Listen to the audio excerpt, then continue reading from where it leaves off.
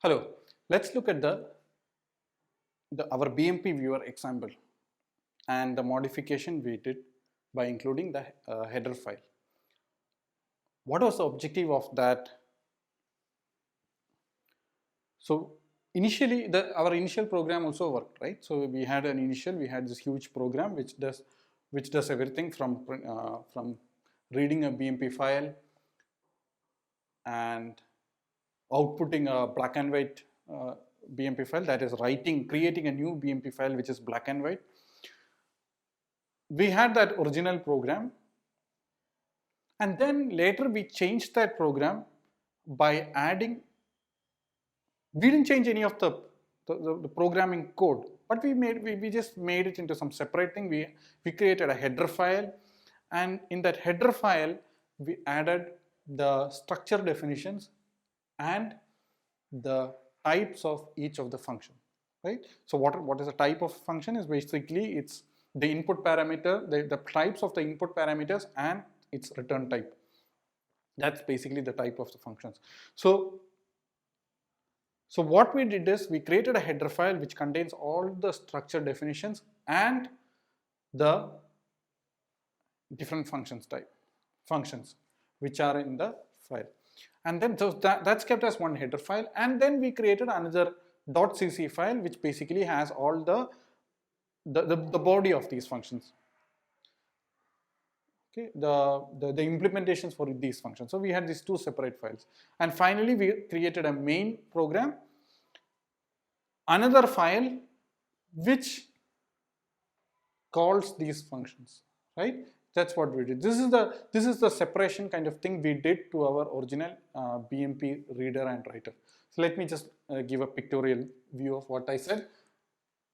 So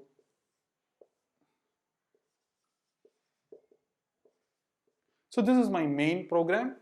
So which is, when I say main, I think we used a different file name, but this is the program which contains the main function. That's what I mean. And then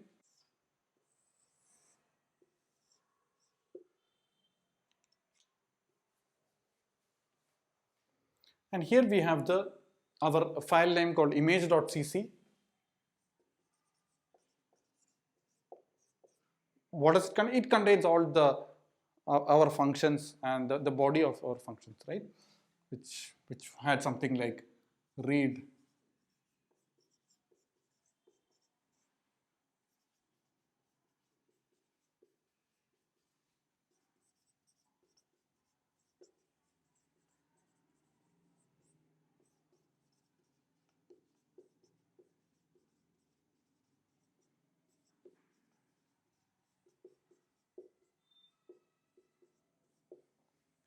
right? So we had such functions there.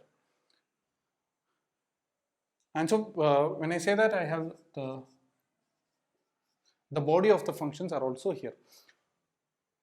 So we made the separation, and also we created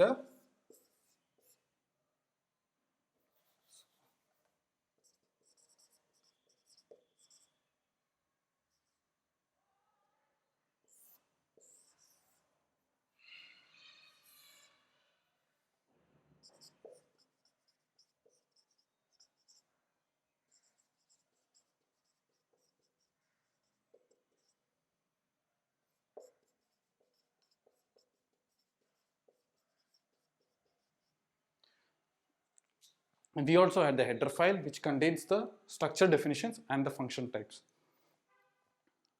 Okay. Why did we do that? That's the first question we are trying to ask.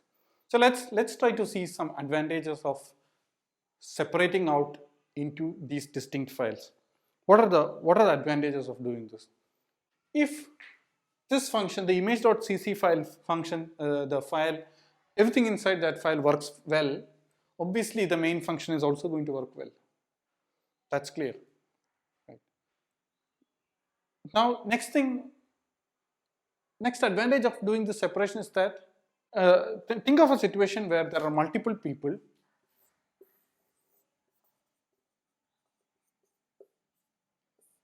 So there are multiple users of our BMP file, our image.cc file. So That file helps you to read and write BMP files, right? So this is another advantage of this separating out is that you can have multiple main functions, multiple files with like multiple main programs which can use this, access this file and use its contents, right? So this content, it's in some way it's like a function, right? Because we had one idea about all this PMP, and I know how to read and write. I have made it already into one package.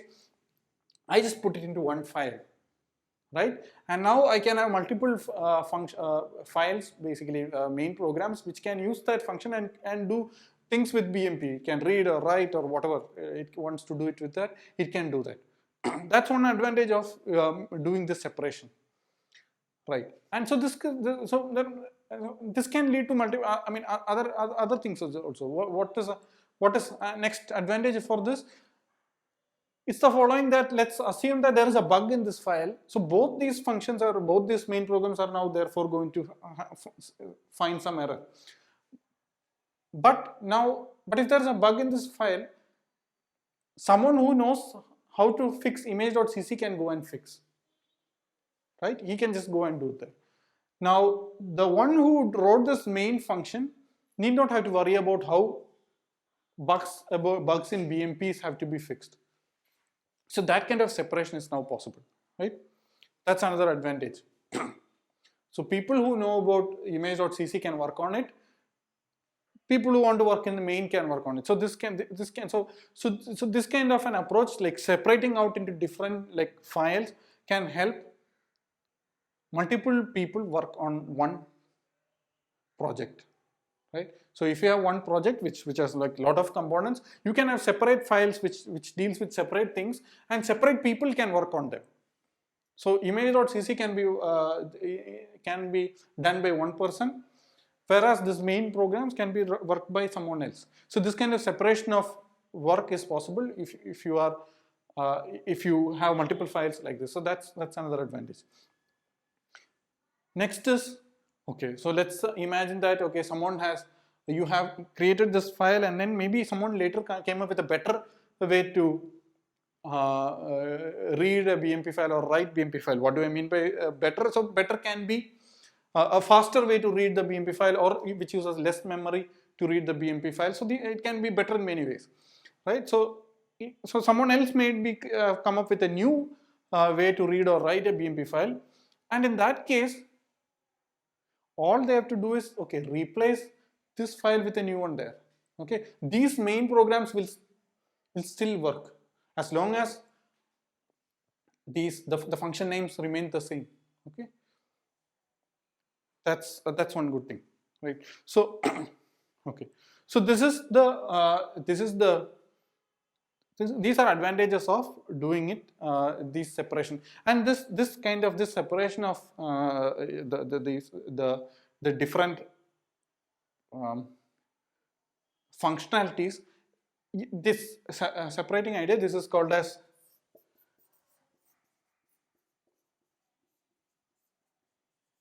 encapsulation. So what is a capsule? Capsule is like a tablet, not an electronic tablet, a medicine. Okay, so that's a capsule. So you can think of it's like there's a space capsule which sends astronauts. It's like a closed form. It's like an eggshell, let's say, an eggshell, and inside it there are the white yolk and yellow yolk, etc. You can think of it as like as a cover inside which you put a lot of stuff. So it's a capsule basically puts things and like enclosed thing. So encapsulation. What is the meaning of encapsulation then? So encapsulation is basically, I have all these functions for image.cc and I made it into a capsule by putting it into one file. So that's encapsulation, right? Now, so this is the idea of encapsulation. And how do I know? So how do the main function know all the functions available in image.cc? It goes and checks in image.h. So this is kind of the window. So this is like a window for So this is like a window for what is happening here, right? So the main function does not have to know how each of these functions are implemented, but it just needs to know what are the functions, right? If I want to read a BMP, which function should I call? Okay, just look at the header file. So the header file has, inside the header file there will be a read BMP written here.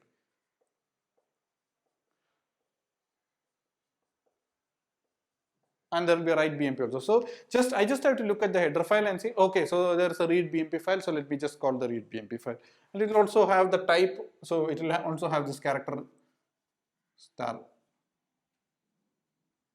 file name there. So a user can look at that header file and see and say, okay, I have to pass the file name, and that's it. Right. Now, so this is kind of the window through which I can see what needs to be seen.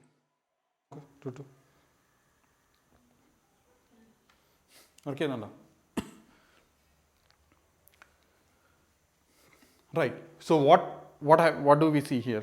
We see that encapsulation can be achieved by this header file, concept of header file, and separating out this the one topic into one CC file. So and we also saw one level of abstraction, like functions lead to abstractions. Right? Now these are some ideas which we use to reduce complexity of problems on how to write programs. When you need multiple people to work on large software, these are the ideas which you will have to use, right? So what are the things? Abstraction can be achieved by functions, and the header file, these concepts gives you encapsulation. Now, in fact, this also gives me an abstraction in one sense. What is abstraction? So the header files actually are telling me these are the only functions you need to use, right? This split is the main programmer need not have to worry about how these read BMP or write BMP. What is the body? What is here or what is there? He does not have to worry at all. All he needs to do is he needs to know these types, right? What is the window through which I can get whatever is required, right? That's this. Now this is good, right? So now we need to go to the next level of abstraction. Okay, and this is where we will go into C++ slowly. And before we go into the next level of abstraction, we need to know what is the issue here. Why can't we just use this, right? Why do we need one more level of abstraction? That's the next thing. So let me just try to illustrate that. Okay, what is the return type of this read? So okay, sorry. Let me go into the problem first. Right now we know that our BMP reader, this file, does not work on all kinds of images, right? All kinds of BMP images.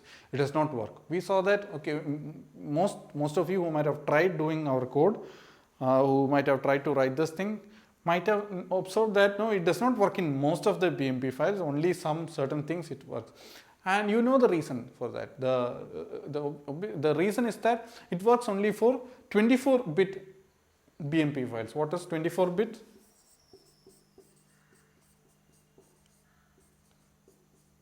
What is 24-bit BMP?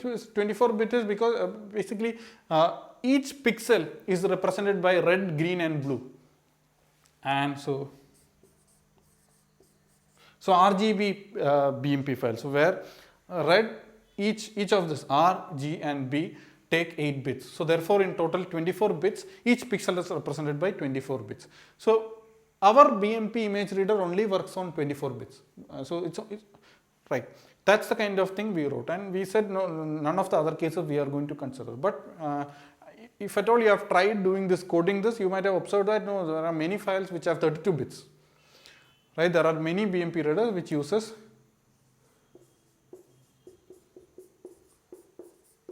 which are 32-bit BMP. Now our thing does not read those.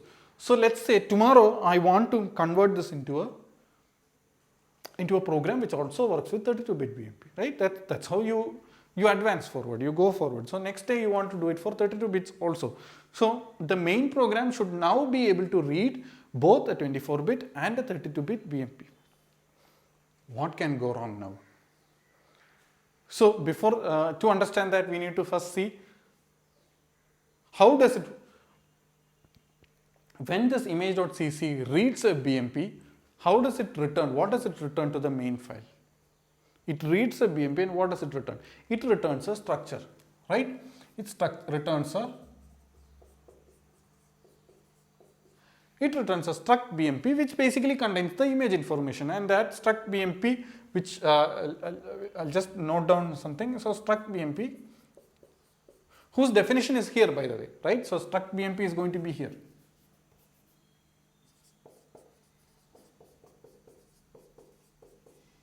Right, so it's going to be here, and whatever I'm writing here, it's going to be there. So the struct BMP contains multiple things, like first information is the header. So it has a header structure, and then it had so the DIB header structure, and then it has had an image.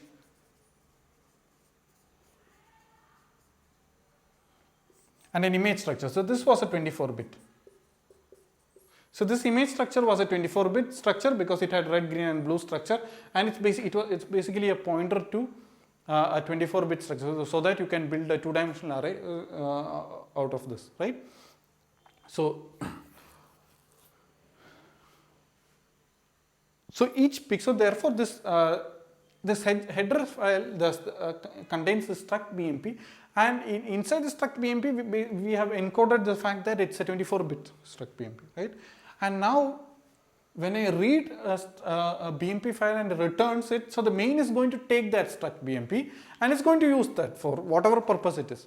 But obviously we have restricted it by the fact that struct BMP can contain only 24-bit information. Is that clear? So struct BMP can only have 24-bit information. Now if I change it, what can go wrong? Tomorrow someone comes up and says, okay, I'm going to also invoke a new read BMP here, and I change. So this is what I mean. This was the advantage we told earlier, that separating out into multiple things had this advantage that tomorrow I can come and change whatever is inside the function, so to make it efficient and return it. So that was the advantage we wanted to give. But now suddenly we are trapped. We are not able to do this modification right now, because if we do this modification, we need a different structure, which is a structure which talks about 32-bit BMP. But that's not what is the header file. In the header file, it's this struct BMP is defined to be a 24-bit structure, and our main is accessing that structure and working on it. Now, if I change this and return a struct BMP which is a 32-bit, it's going to be an error. It's not going to work because this has already told that struct BMP is a 24-bit, and that's the idea with which it was working, right? So, what is the issue? Did you see the problem? In one hand, I wanted flexibility for someone to come later and change this code to make it efficient or for whatever purpose. But on the other hand, I cannot change the data type, right, of the return data type, and I cannot change its return data type or even data type to be passed. So for example, struct BMP, when it's passed to write BMP, should also be of the 24-bit struct BMP. Now, so that way I am tied, my hands are tied that, okay, as long as someone works on this, he has to ensure that the return type and the return type has to be preserved, right? So the type of the functions have to be preserved. This is, so he can only work with that kind of restriction. The one who is going to modify image.cc can only work with that kind of restriction, and that is putting us into trouble here. Is that clear? That's not this is not giving me the efficiency we wanted, because we want things to be modified in this scenario also, right? We want it to move to 32 bits, or maybe to other things, or maybe I just wanted an image viewer which can do BMP, JPEG, everything, right? And the main function need not worry about all these things on how the encoding is, and he should not be worried about, right? You all agree that as far as the main function guy is concerned, he or she need not worry about the return type. He is least concerned with struct BMP being 24-bit or 32-bit, right? He should not be worried about it, right? So, okay. So, earlier we said that if we wanted earlier we brought in one level of abstraction, in the sense that the main function, the main user need not worry about what is inside these two functions. He need not worry how this read or write is being encoded. So that's how we had designed it. But now I am saying the main function need not worry about the structure also, the data also. What kind of data is returned or is used for writing, he need not worry about it also. So in short, what we are looking at is, we want data abstraction.